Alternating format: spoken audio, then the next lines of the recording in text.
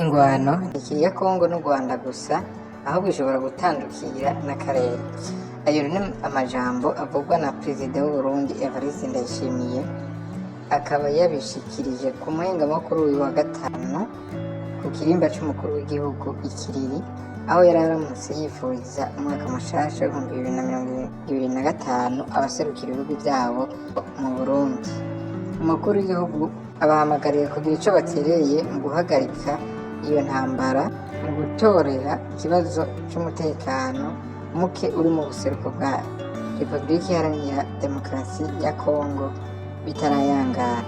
Yavuze yuko iyo ntambara ishobora gutandukira n'ibihugu vy'akarere hamwe atacokorwa. Cane cane akaba yasaba amakungu yise communauté internationale ko ivyo vyose biriko biba barorera. Il faut qu'on se dise la vérité. Il faut qu'on se dise la vérité. Vous voyez ce qui se passe ici, de près de chez nous. Pourquoi ce silence? Est-ce que la communauté internationale ne voit pas les conséquences? Je vous dis que si ça continue comme ça, la guerre risque d'être généralisée dans la région. Aremeza rero ko azi neza yuko inyuma ya Kongo n'u Burundi bishobora gushikirwa.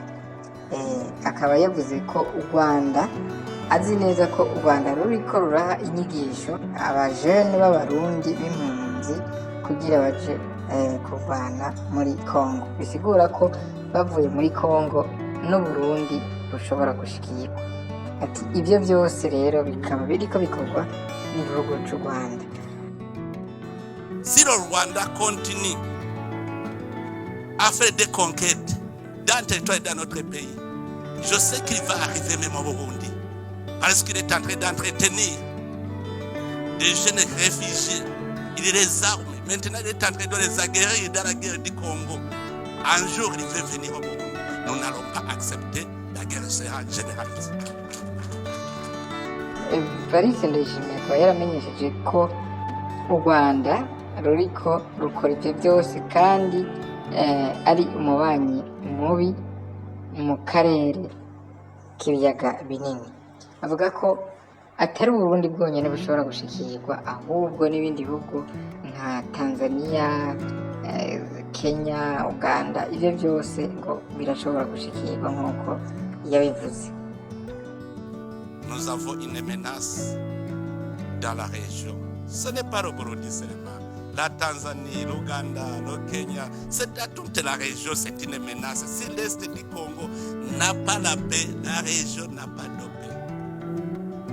Ne pensez pas que c'est le Burundi seulement qui éprouve une menace.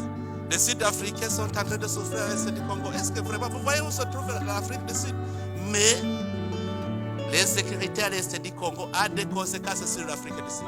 N'est-ce pas, monsieur l'ambassadeur? Donc, c'est au point de vue sécuritaire, seulement nous avons cette menace à l'Est du Congo. Si vous laissez les choses se détériorer comme ils sont, sachez très bien que les conséquences seront néfastes. Et chaque pays va se débrouiller lui-même. Kubera iki none u Rwanda rutava muri Kongo? Evariste Ndayishimiye we ntatahura igituma ushobora gusesa amaraso y'abanyekongo uvuga yuko uri guhiga abakurwanya. Ayo niyo majambo yakoresheje avuga ati nta fatiro bifise ko u Rwanda rusesa amaraso y'abataco bazira muri Kongo witwaza ngo ruriko ruhiga umugwi wa FDLR. Aha yibajije ati mbega ninga u Rwanda rurwanya FDLR niyo ivyo n'ivyokorwa biciye mu nzira y'ibiganiro? Yarabandanije asigura imikenyuro yabwiye aratanga kugira haboneke amahoro mu buseruko bwa Kongo. Uwo mukenyuro ngo wari uwo gushiraho urunani rw'inteko mvamakungu rujeje gutuza imihari itandukanye irwanira muri ako karere. Ivyo ngo vyari gutuma haboneka ituze mu Rwanda, mu Burundi, aho muri Kongo no mu karere kose. Ijanye n'umuhari wa M23 bavuga ko boba urimwo abanyarwanda ukongera ukaronka n'ubufasha bw'ico gihugu. Evariste Ndayishimiye yaraganiriye n'uwo muhari. Yamenyesheje ko yari yarasavye nyabuna ko hoba ibiganiro hagati y'impande zose zegwa n'ico kibazo. Kanatsinda ngo nimba abagize uwo muhari bavuga ko ari abanyekongo by'ukuri bategerezwa kwicara bakayaga na leta yabo, nkako nimba ari abakongomani bategerezwa kuba bakunda igihugu cyabo. Evariste Ndayishimiye ngo yarasabye nuko abo bagwanyi bokwegeranirizwa hamwe muri kantonema, hagaheza hagatomurwa neza amamuko yabo. Mu majambo yiwe yagize ati nararungitse intumwa ndabamenyesha ko nimba batemeye kuja muri kantonema bazoguma babitiranya n'abanyarwanda. Ico gihe abo bagwanyi baravyemeye, ariko haba ikibazo cyo kwemera aho bibabegeraniriza. Leta ya Kongo yagomba kubashira ahitwa Isabino, nabo bavuga yuko hadashoboka bitokunda ko bahaba. Nabo bashaka ahitwa Irumangabo. Ico gihe rero Perezida Ndayishimiye ngo yaratumye n'intumwa n'ubundi kuja kuraba aho hantu ko hashoboka, maze baraza basanga birakunda ko bohaba. Ico gihe vyagira bikunde ko baja muri kantonema. Icagiye gutangaza nuko umuhari wa M23 waciye usujurura gasubira gufata ibigwanisho. Vraiment, moi j'ai un plan que j'avais proposé à la région. Je sais que si son plan était respecté, on serait en paix. Parce que vous savez, si le Rwanda justifie sa présence par la présence des FDLR, est-ce que ce n'est pas une question qui peut être résolue pacifiquement? Sacrifier le peuple congolais, tuer des millions de gens, sous prétexte qu'il y a une menace.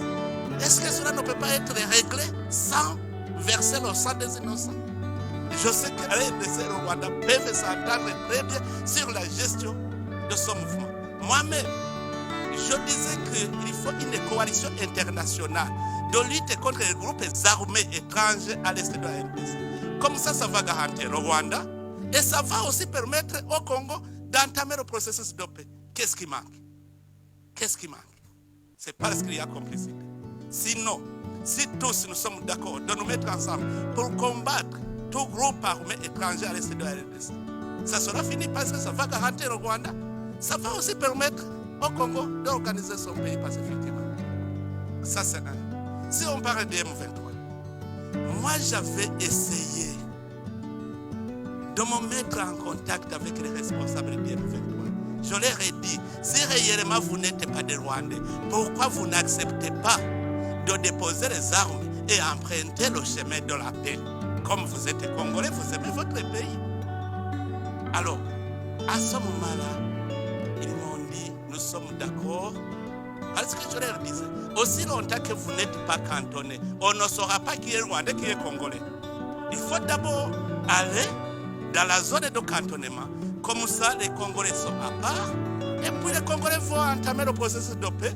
Et les Rwandais vont rentrer chez eux. Sinon, on va toujours vous considérer comme des Rwandais. Et ils m'ont dit, le problème c'est qu'on nous impose d'être cantonnés dans une zone invivable. J'ai envoyé mes officiers pour aller inspecter la zone. C'était la zone de Sabignon. Ils ont trouvé que la zone était invivable. Et j'ai proposé au gouvernement congolais de décider sur notre zone. Le gouvernement congolais a accepté. Nous avons fait la reconnaissance de la zone de Lomangabo. On a envoyé les chefs d'état-major pour aller inspecter, voir si la vie est possible. On a trouvé que toutes les facilités étaient là. Et le M23 avait accepté d'aller dans le cantonnement. On avait mis en place tout le nécessaire. Mais au moment où on allait commencer le mouvement, ils reprennent les combats. Pourquoi?